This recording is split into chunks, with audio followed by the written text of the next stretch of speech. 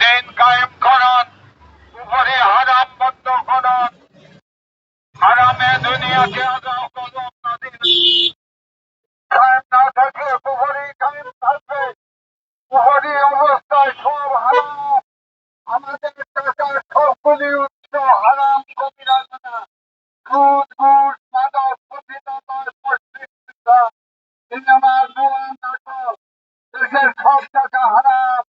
পুরো জাতির অন্ত, বস্ত্র, বাসস্থান, শরীর, রক্ত, মাংস হারাম অর্থে গঠিত।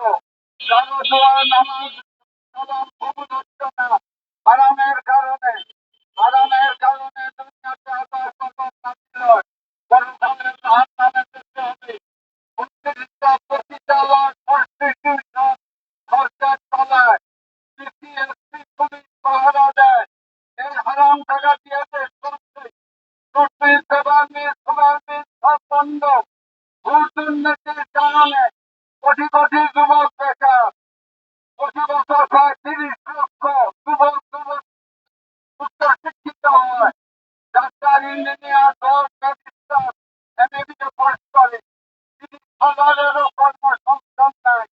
৫৪টা নদী ভারতের সঙ্গে জড়িত। ৫৪টা নদী, অনেক নদী জল পড়ে গেছে, আবাদ হয়। নদীর পানি নাই।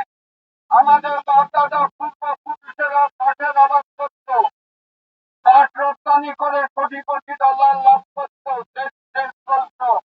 এখন ভারত খরচটা বাদ দিয়ে তিস্তা ব্যারেজ দিয়ে বাংলাদেশকে মরুভূমি বানিয়েছে। রুটমিল বন্ধ, পেপার মিল বন্ধ, সুগার মিল বন্ধ। আর নারায়ণগঞ্জে আদমদের ঢুকছে, হাজার হাজার ঢুকছে।